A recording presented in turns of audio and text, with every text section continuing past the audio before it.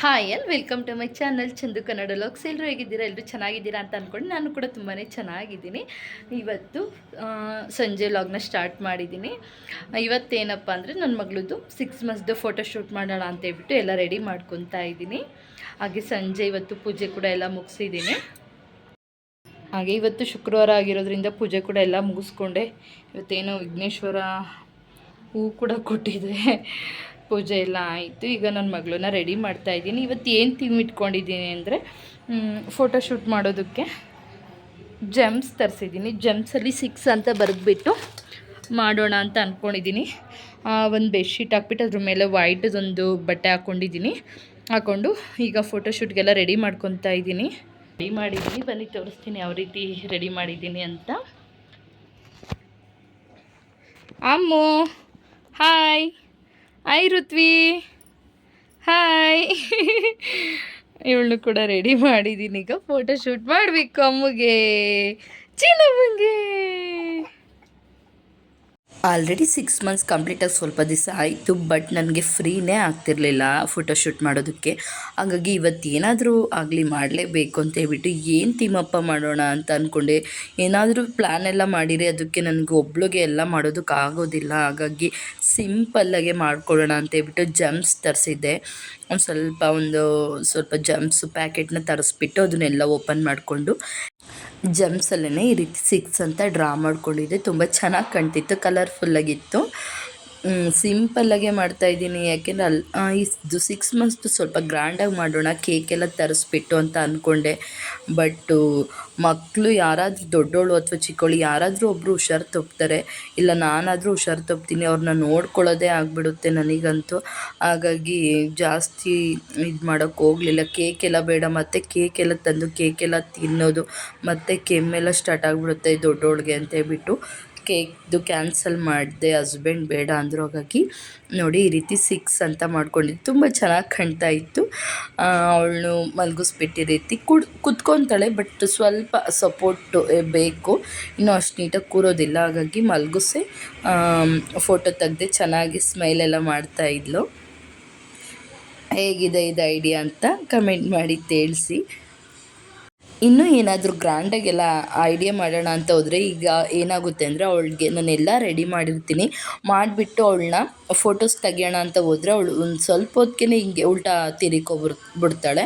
ಹಾಗಾಗಿ ಮತ್ತೆ ಅಲ್ಲಿ ಜೋಡಿಸಿರೋದೆಲ್ಲ ವೇಸ್ಟ್ ಆಗಿಬಿಡುತ್ತೆ. ಹಾಗಾಗಿ ಆ ಥರದ್ದೆಲ್ಲ ಏನೂ ಸಾಹಸನೇ ಮಾಡೋದಕ್ಕೆ ಹೋಗೋದಿಲ್ಲ. ಸಿಂಪಲಾಗಿ ಈ ರೀತಿ ಮಾಡಿದೆ. ಅವಳು ಎಂಜಾಯ್ ಮಾಡ್ತಾಯಿದ್ಲು. ಫೋಟೋಸ್ ಎಲ್ಲ ತೆಗಿಯುವಾಗ ಚೆನ್ನಾಗಿ ಬಂದಿದ್ದ ಫೋಟೋಸ್ ಎಲ್ಲ. ನಾನು ನನ್ನ ಫಸ್ಟ್ 2 ಬಾಣಿತನದಲ್ಲೂ ಕೂಡ ಅಷ್ಟೇ 9 ಮಂತ್ಸ್ವರೆಗೂ ಆಲ್ಮೋಸ್ಟ್ ಊರಲ್ಲೇ ಇದ್ದೆ. ಬಟ್ ಒಂದು ಈ ಸರಿ ಏನಾಯಿತು ಅಂದರೆ ಯುಕ್ತಿನ ಸ್ಕೂಲ್ಗೆ ಕಳಿಸ್ಬೇಕು ಅನ್ನೋ ಒಂದು ಉದ್ದೇಶಕ್ಕೋಸ್ಕರ 4.5 ಮಂತ್ಸ್ಗೆಲ್ಲ ಬ್ಯಾಂಗ್ಳೂರಿಗೆ ಬಂದೆ. ಬಟ್ ನನಗೂ ಓಕೆ ಇರೋದ್ರಲ್ಲಿ ಪರವಾಗಿಲ್ಲ.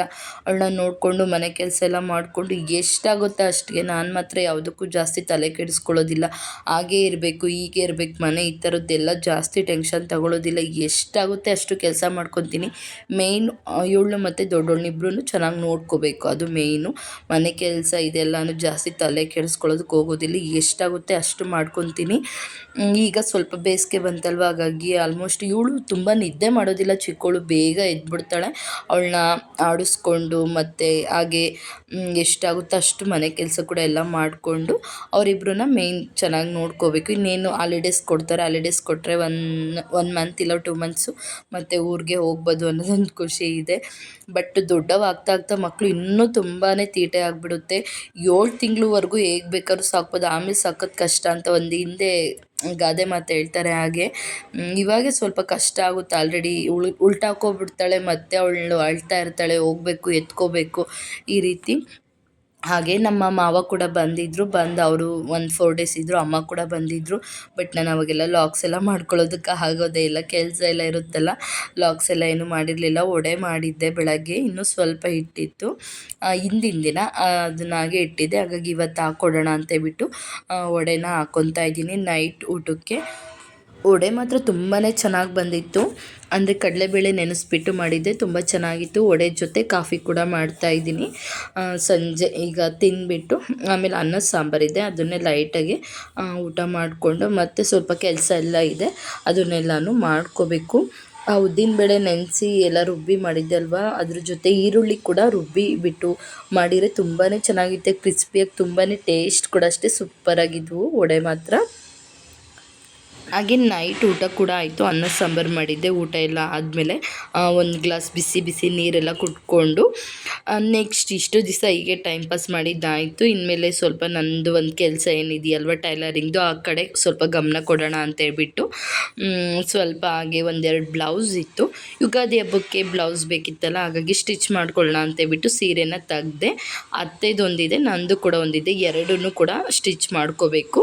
ನೋಡಿ ಇದು ಒಂದು ಮತ್ತು ಇನ್ನೊಂದು 2 ಸೀರೆ ಇದೆ, ಎರಡು ಕೂಡ ಅಷ್ಟೇ ಕ್ರೇಪ್ ಸಿಲ್ಕೆನೆ. ಈಗ ಇದ್ರದ್ದು ಸ್ವಲ್ಪ ಜಿಗ್ಜಾಗೆಲ್ಲ ಮಾಡಿಬಿಟ್ಬಿಡೋಣ ಸೀರೆನ ಅಂತೇಳ್ಬಿಟ್ಟು ತೆಗ್ದೆ. ಹಾಗೆ ಹಸ್ಬೆಂಡ್ ಹೊರ್ಗಡೆ ಹೋಗಿದ್ರಲ್ಲ, ಆಗ ಅವ್ರ ಹತ್ರನೇ ಲೈನಿಂಗು ಮತ್ತು ಫಾಲೆಲ್ಲ ತರಿಸಿದ್ದೆ. ಈಗ ಬ್ಲೌಸೆಲ್ಲ ಕಟ್ ಮಾಡಿಬಿಟ್ಟು ಸೀರೆ ಜಿಗ್ಜಾಗ್ ಮಿಷಿನ್ ಕೂಡ ಅಷ್ಟೇ ಹೇಗಿದೆ ಅಂತ ಗೊತ್ತಿಲ್ಲ, ಒಂದು ಸರಿ ನೋಡಿಬಿಟ್ಟು ಅದನ್ನು ಏನಾದರೂ ಸ್ವಲ್ಪ ಪ್ರಾಬ್ಲಮ್ ಇತ್ತು ಅಂದರೆ ರೆಡಿ ಮಾಡಿಕೊಂಡು ಸ್ಯಾರಿ 2 ಜಿಗ್ಜಾಗ್ ಮಾಡಿ ಈಗ ಎತ್ತಿಟ್ಬಿಟ್ರೆ ನಾಳೆ ಬೆಳಗ್ಗೆ ಬ್ಲೌಸ್ ಕಟ್ಟಿಂಗ್ ಮಾಡಿಕೊಂಡು ಸ್ಟಿಚಿಂಗ್ ಕೂಡ ಮಾಡ್ಬೋದು ಅಂತ ಹೇಳ್ಬಿಟ್ಟು ನೋಡ್ತಾ ಇದ್ದೀನಿ. ಎಷ್ಟಾಗುತ್ತೋ ಅಷ್ಟು ಸ್ಟಿಚಿಂಗ್ ಕೂಡ ಮಾಡ್ಕೋಬೇಕು. ಇದು ಬಂದು ನಂದು ನಮ್ಮ ರೀಸೆಂಟಾಗಿ ಒಂದು ಮದುವೆ ಆಯಿತು, ಅವ್ರು ಕೊಟ್ಟಿದ್ದರು, ಹಾಗಾಗಿ ಅದನ್ನು ಕೂಡ ಸ್ಟಿಚ್ ಮಾಡ್ಕೊಂಡಿರಲಿಲ್ಲ, ಹಾಗೆ ಇತ್ತು. ಈಗ ಹಬ್ಬಕ್ಕೆ ಸ್ಟಿಚ್ ಮಾಡೋಣ ಅಂತೇಳ್ಬಿಟ್ಟು ಇದನ್ನು ಕೂಡ ತೊಗೊಂಡಿದ್ದೀನಿ. ಕ್ರೇಪ್ ಸಿಲ್ಕು ತುಂಬ ಇಷ್ಟ ಆಗುತ್ತೆ ನನಗೆ, ಯಾಕೆಂದರೆ ತುಂಬ ಚೆನ್ನಾಗಿ ಕೂರುತ್ತಲ್ಲ, ಉಟ್ಕೊಳ್ಳೋದಕ್ಕೂ ಕೂಡ ಮೆತ್ತಗೆ ಚೆನ್ನಾಗಿರುತ್ತೆ. ಬಟ್ ಏನಾದರೂ ಸ್ವಲ್ಪ ಆಯಿತು ಅಂದರೆ ಅದು ನೀರಿಗೆ ಹಾಕೋ ಆಗಿರೋದಿಲ್ವಲ್ಲ, ಹಾಗಾಗಿ ಸ್ವಲ್ಪ ಬೇಜಾರು ಕೂಡ ಆಗುತ್ತೆ. ಬಟ್ ಚೆನ್ನಾಗಿ ಕಾಣುತ್ತೆ ಅಂತ ಹೇಳ್ಬಿಟ್ಟು ಇದನ್ನು ಈಗ ಹಬ್ಬಕ್ಕೆ ಸ್ಟಿಚ್ ಮಾಡೋಣ ಅಂತೇಳ್ಬಿಟ್ಟು ಎಲ್ಲನೂ ರೆಡಿ ಮಾಡ್ಕೊತಾ ಇದ್ದೀನಿ. ನಂದು ಸೀರೆ ಬಂದು ಯೆಲ್ಲೋ ಮತ್ತು ಮರೂನ್ ಕಲರ್ ಇದೆ, ಅದಕ್ಕೆ ಅಂದರೆ ಲೈನಿಂಗ್ ಎಲ್ಲ ತೊಗೊಬಂದಿದ್ರಲ್ಲ, ಹಾಗಾಗಿ ಅದನ್ನು ಕೂಡ ನೋಡ್ತಾ ಇದ್ದೆ. ಅತ್ತೆದು ಬಂದು ಆರೆಂಜ್ ಮತ್ತು ಬ್ರೌನ್ ಕಲರ್ ಇದೆ, ಎರಡೂ ಕೂಡ ಅಷ್ಟೇ. ಈಗ ಸ್ವಲ್ಪ ಎಲ್ಲನೂ ಬ್ಲೌಸ್ ಪೀಸ್ ಏನಿರುತ್ತೆ ಅದನ್ನೆಲ್ಲ ಕಟ್ ಮಾಡಿ ಇಟ್ಬಿಟ್ಟು ಜಿಗ್ಜಾಗ್ ಮಾಡೋದಕ್ಕೆ ರೆಡಿ ಮಾಡ್ಕೊತಾ ಇದ್ದೀನಿ. ಜಿಗ್ಜಾಗ್ ಮಿಷಿನ್ ಹೇಗಿದೆ ಅಂತ ಸ್ವಲ್ಪ ಎಲ್ಲ ಚೆಕ್ ಮಾಡಿಕೊಂಡೆ, ಸ್ವಲ್ಪ ಪ್ರಾಬ್ಲಮ್ ಇತ್ತು, ಎಲ್ಲ ರೆಡಿ ಮಾಡಿ ಈಗ ಮಿಷಿನ್ ಚೆನ್ನಾಗಿತ್ತು, ಅದಕ್ಕೆ ಕೇಸು ಬಾವಿನಿ ಎಲ್ಲ ತೆಗ್ದಿಟ್ಟಿದ್ದೆ. ಯಾಕೆಂದರೆ ಆಲ್ರೆಡಿ ಒಂದು 5-6 ಮಂತ್ಸ್ ಆಯ್ತಲ್ವ ಗ್ಯಾಪ್ ಆಗಿ ಸ್ಟಿಚಿಂಗ್ ಮಾಡೇ ಇರಲಿಲ್ಲ, ಹಾಗಾಗಿ ಎಲ್ಲನೂ ಎತ್ತಿಟ್ಟಿದ್ದೆ ಅಲ್ವ, ಮತ್ತೀಗೆಲ್ಲ ತೆಗ್ದು ಫಸ್ಟ್ ಟೈಮ್ ಮತ್ತು ಇವತ್ತು ಕೂತಿದ್ದು ಮಿಷಿನ್ ಮೇಲೆ ಸೀರೆಗಳೆಲ್ಲ ಜಿಗ್ಜಾಗ್ ಮಾಡಿ ನೈಟೇ ಇಟ್ಬಿಡೋಣ ಅಂತೇಳ್ಬಿಟ್ಟು. ಹಸ್ಬೆಂಡು ಸ್ವಲ್ಪ ಮಗಳನ್ನ ನೋಡ್ಕೊತಾರೆ, ಹಾಗಾಗಿ ಈಗ ನಾನು ಜಿಗ್ಜಾಗ್ ಮಾಡೋದಕ್ಕೆ ಅಂತ ಎಲ್ಲ ರೆಡಿ ಮಾಡ್ಕೊತಾ ಇದ್ದೀನಿ. ಹಾಗೆ ಈ ಮಿಷಿನ್ನ ಸೇಲ್ ಮಾಡಿಬಿಟ್ಟು ಹೊಸ ಮಿಷಿನ್ ತೊಗೊಳ್ಳೋಣ ಅಂತ ಅಂದ್ಕೊಂಡಿದ್ದೀನಿ. ಅಂದರೆ ಸ್ಟ್ಯಾಂಡ್ ಏನೂ ಇಲ್ಲದೆ ಹಾಗೆ ಟೇಬಲ್ ಮೇಲೆ ಇಟ್ಕೊಳ್ಳೋ ಥರ ಬರುತ್ತಲ್ಲ ಮೋಡೆಡ್ ಮಿಷಿನ್ನು, ಆ ಥರದನ್ನ ತೊಗೊಳ್ಳೋಣ ಒಂದು ಅಂತ ಅಂದ್ಕೊಂಡಿದ್ದೀನಿ. ಹಾಗೆ ಅದರಲ್ಲಿ ಚಿಕ್ಕದಾಗಿ ಏನಾದರೂ ಎಂಬ್ರಾಯ್ಡ್ರಿ ವರ್ಕ್ ಕೂಡ ಬರುತ್ತೆ, ಆ ಥರ ಮಿಷಿನ್ಸ್ ಎಲ್ಲ ಬಂದಿದೆ ಈಗ. ಆ ಥರದ್ದು ಸ್ವಲ್ಪ ತೊಗೊಳ್ಳೋಣ ಅಂದರೆ ಇನ್ನೂ ಸ್ವಲ್ಪ ಸ್ಟಿಚಿಂಗ್ ಎಲ್ಲ ಸ್ಟಾರ್ಟ್ ಮಾಡಿದ್ಮೇಲೆ ಆ ಥರದನ್ನ ತೊಗೊಳ್ಳೋಣ ಅಂತ ಅಂದ್ಕೊಂಡಿದ್ದೀನಿ. ಇದು ಕೂಡ ತುಂಬ ಚೆನ್ನಾಗಿದೆ, ಬಟ್ ನಮ್ಮ ಮನೇಲಿ ಸಿಂಗಲ್ ಬೆಡ್ರೂಮ್ ಮನೆ ಆಗಿರೋದ್ರಿಂದ ಆಲ್ಮೋಸ್ಟು 3 ನನಗೆ ಟೈಲರಿಂಗ್ ಮಿಷಿನ್ ಇದೆ ಮನೆಯಲ್ಲಿ, 1-2 ಟೇಬಲ್ಲು, ಮನೇಲಂತೂ ತುಂಬಾ ಐಟಮ್ ಜಾಸ್ತಿ ಆಗಿಬಿಟ್ಟಿದೆ. ನೀವು ಅಲ್ಲಿ ನೋಡ್ತಾ ಇರ್ಬೋದು ಬ್ಯಾಕ್ ಸೈಡು ಚೇರ್ ಇಡೋದಕ್ಕೆ ಜಾಗ ಇಲ್ಲದ ಕೆಳಗಡೆ ಮೇಲೆ ಟೇಬಲ್ ಮೇಲೆ ಚೇರ್ನ ಇಟ್ಟಿದ್ದೀನಿ. ಹಾಗಾಗಿ ಯಾಕೆಂದರೆ ಮಕ್ಕಳಿರೋ ಮನೆಗೆ ಸ್ವಲ್ಪ ಫ್ರೀಯಾಗಿರಬೇಕು, ಮಕ್ಕಳಿಗೆ ಓಡಾಡೋದಕ್ಕೆ ಆಟ ಆಡೋದಕ್ಕೆಲ್ಲ, ಹಾಗಾಗಿ ಮೇಲ್ಭಾಗ ಇಟ್ಟಿದ್ದೀನಿ. ಹಾಗೆ ನಮಗಿದು ಮನೆ ಅಡ್ಜಸ್ಟ್ ಆಗಿರೋದ್ರಿಂದ ನಮಗೆ ಮನೆ ಚೇಂಜ್ ಮಾಡೋದಕ್ಕೂ ಕೂಡ ಇಷ್ಟ ಇಲ್ಲ, ಮಾಡಿರೋ ಒಂದು ಡಬಲ್ ಬೆಡ್ರೂಮ್ ಮನೇನ ಮಾಡಬೇಕು. ಬಟ್ಟು ಎಲ್ಲ ರೀತಿ ನಮ್ಗೆ ಅನುಕೂಲ ಇರೋ ಅಂಥ ಮನೇನ ನೋಡಬೇಕು. ಸದ್ಯಕ್ಕೆ ಚೇಂಜ್ ಮಾಡೋದು ಬೇಡ, ಇದೇ ಮನೆಯಲ್ಲೇ ಇರೋಣ ಅಂತ ಕೂಡ ಒಂದು ಪ್ಲ್ಯಾನ್ ಇದೆ. ಬಟ್ ಸ್ವಲ್ಪ ಇಕ್ಕಟ್ಟಾದರೂ ಓಕೆ ಅಂತೇಳ್ಬಿಟ್ಟು ಸದ್ಯಕ್ಕೆ ಇದು ಮನೆಯೆಲ್ಲ ಚೇಂಜ್ ಮಾಡೋದಕ್ಕೆ ಹೋಗೋದಿಲ್ಲ, ಇದೇ ಮನೆಯಲ್ಲೇ ಇರ್ತೀವಿ. ಹಾಗೆ ಮಿಷಿನ್ ಕೂಡ ಎಲ್ಲ ರೆಡಿ ಮಾಡಿಕೊಂಡು ದಾರ ಎಲ್ಲ ಹಾಕ್ಕೊಂಡು ಜಿಗ್ಜಾಗ್ ಮಾಡಿ ನೋಡ್ತೀನಿ ಮತ್ತೊಂದು ಸರಿ. ಅಂದರೆ ಹಳೆ ಬಟ್ಟೆಗೆ ಒಂದು ಸರಿ ಮಾಡಿ ನೋಡಿದೆ, ಚೆನ್ನಾಗೇ ಬಂದಿತ್ತು. ಯಾಕೆಂದರೆ ಮಿಷಿನೆಲ್ಲ ಏನು ಪ್ರಾಬ್ಲಮ್ ಇಲ್ಲ, ಮಿಷಿನ್ ಚೆನ್ನಾಗೇ ಇದೆ. ಏಕೆಂದರೆ ನಾನು ಕೂಡ ಅಷ್ಟೇ ಹಾಗೆ ನೀಟಾಗಿ ಮಿಷಿನೆಲ್ಲ ಎತ್ತಿಟ್ಟಿದ್ದೆ, ಒಂದು ಸರಿ ಮಾಡಿ ನೋಡಿದೆ. ಹಾಗೆ ಚಿಕ್ಕ ಪುಟ್ಟ ಏನಾದರೂ ಪ್ರಾಬ್ಲಮ್ ಬಂದರೂ ಕೂಡ ಅಷ್ಟೇ ನನಗೆ ಅದ್ರ ಬಗ್ಗೆ ಐಡಿಯಾ ಇದೆ, ನಾನೇ ಅದನ್ನೆಲ್ಲ ಹಾಗೆ ರೆಡಿ ಮಾಡ್ಕೊತೀನಿ. ಇಲ್ಲಾಂದರೆ ನನಗೆ ಒಬ್ರದ್ದು ಅಂದರೆ ಒಂದು ಶಾಪ್ದು ಓನರ್ದು ನಂಬರ್ ಇದೆ, ಅವ್ರಿಗೆ ಕಾಲ್ ಮಾಡಿಬಿಟ್ಟು ಕೇಳಿದರೆ ಅವರು ನನಗೇನಾದರೂ ಸಜೆಷನ್ ಮಾಡ್ತಾರೆ. ಏನಾದರೂ ಚಿಕ್ಕ ಪುಟ್ಟ ರಿಪೇರಿ ಇತ್ತು ಅಂದರೆ ಅವರು ಯಾವ ರೀತಿ ಸಜೆಷನ್ ಮಾಡ್ತಾರೆ ಆ ರೀತಿ ನಾನು ಇಲ್ಲೇ ಮನೆಯಲ್ಲೇ ರೆಡಿ ಮಾಡ್ಕೊತೀನಿ. ಇಲ್ಲ ಸ್ವಲ್ಪ ಪ್ರಾಬ್ಲಮ್ ಜಾಸ್ತಿ ಇತ್ತು, ನನಗೆ ಗೊತ್ತಾಗಲಿಲ್ಲ ಅಂದರೆ ತೊಗೊಂಡೋಗಿ ಕೊಟ್ಟರೆ ಸರ್ವಿಸ್ ಮಾಡಿಕೊಡ್ತಾರೆ. ಹಾಗೆ ನಾನು ಮಿಷಿನೆಲ್ಲ ಅವ್ರ ಹತ್ರನೇ ಪರ್ಚೇಸ್ ಮಾಡಿರೋದು, ಹಾಗಾಗಿ ಅವ್ರದ್ದು ಕಾಂಟ್ಯಾಕ್ಟ್ ನಂಬರ್ ಇದೆಯಲ್ಲ, ತುಂಬ ಹೆಲ್ಪ್ ಮಾಡ್ತಾರೆ. ಅವರು ಏನಾದರೂ ಆಗಲಿ ಸಜೆಷನ್ ಮಾಡ್ತಾರೆ, ಈ ಥರ ಮಾಡ್ಕೊಳ್ಳಿ, ನಾನು ಈ ಥರ ಪ್ರಾಬ್ಲಮ್ ಇದೆ ಸರ್ ಅಂತ ಹೇಳಿದಾಗ ಅವರು ನನಗೆ ಈ ಥರ ಸಾಲ್ವ್ ಕೂಡ ಅವರು ಫೋನಲ್ಲೇ ಮಾಡ್ತಾರೆ. ಇಲ್ಲಾಂದರೆ ಸರ್ವಿಸಿಂಗು 6 ಮಂತ್ಸ್ಗೆ ಒಂದು ಸರಿ ಸರ್ವಿಸಿಂಗ್ ಮಾಡಿಸ್ಕೋಬೋದು. ಅಂದರೆ 6 ಮಂತ್ಸು ಫ್ರೀ ಇರುತ್ತೆ. ಒಂದು ಸರಿ ನಾವು 400 ರುಪೀಸ್ ಚಾರ್ಜ್ ಮಾಡ್ತಾರೆ ಸರ್ವಿಸಿಂಗಿಗೆ. ಮತ್ತು 6 ಮಂತ್ಸ್ ಒಳಗಡೆ ಏನಾದರೂ ಪ್ರಾಬ್ಲಮ್ ಬಂತು ಅಂದರೆ ಮತ್ತೆ ಫ್ರೀಯಾಗಿ ಅವರು ನಮಗೆ ರೆಡಿ ಮಾಡಿ ಕೊಡ್ತಾರೆ. ಹಾಗಾಗಿ ಆಲ್ಮೋಸ್ಟು ಅವಾಗವಾಗ ನಾನು ಸರ್ವಿಸಿಂಗ್ನ ಮಾಡಿಸ್ತಾ ಇರ್ತೀನಿ. ಮೇಯ್ನ್ ಮಿಷಿನ್ ಏನಿದೆ ಸ್ಟಿಚಿಂಗ್ ಮಿಷಿನ್ನು, ಅದನ್ನು ಈ ಜಿಗ್ಜಾಗ್ ಮಿಷಿನೆಲ್ಲ ಇದನ್ನೆಲ್ಲ ಏನವರು ಕಾಸ್ಟ್ ತೊಗೊಳ್ಳೋದಿಲ್ಲ, ಫ್ರೀಯಾಗೆ ಮಾಡಿಕೊಡ್ತಾರೆ. ಇದು ಏನು ಪ್ರಾಬ್ಲಮ್ ಬರೋದಿಲ್ಲ, ಚಿಕ್ಕ ಪುಟ್ಟ ಪ್ರಾಬ್ಲಮ್ ಬಂತು ಅಂದರೆ ತೊಗೊಂಡೋಗ್ತಲೇ ನೋಡಿಬಿಟ್ಟು ರೆಡಿ ಮಾಡಿ ಕೊಡ್ತಾರೆ ಹಿಂದೆಲೆ. ಈಗ ಸೀರೆಗಳೆಲ್ಲ ಕಟ್ ಮಾಡ್ಕೊಂಡಿದ್ದಾಯಿತು. ಈಗ ಜಿಗ್ಜಾಗ್ ಮಾಡ್ತಾಯಿದ್ದೀನಿ ಸೀರೆಗಳಿಗೆಲ್ಲ. ಹಾಗೆ ಇದು ಪೆಡಲ್ ಮಾಡೋದು, ಇದು ಜಿಗ್ಜಾಗ್ ಮಿಷಿನ್ ಏನಿದೆ ಇದು ನಾನು ಸೆಕೆಂಡ್ಸಲ್ಲಿ ತೊಗೊಂಡೆ. ಆಗ ಸೆಕೆಂಡ್ಸಲ್ಲೇ 4,500 ಆಗಿತ್ತು. 4,500 ಕೊಟ್ಟು ತೊಗೊಂಡಿದ್ದು. ಆಲ್ರೆಡಿ ಒಂದು 2 ಇಯರ್ಸೇ ಆಯಿತು ಅಂತ ಅನಿಸುತ್ತೆ. ಬಟ್ ತುಂಬ ಚೆನ್ನಾಗಿದೆ, ಏನು ಪ್ರಾಬ್ಲಮ್ ಎಲ್ಲ ಏನು ಬರೋದಿಲ್ಲ, ತುಂಬ ಚೆನ್ನಾಗಿದೆ.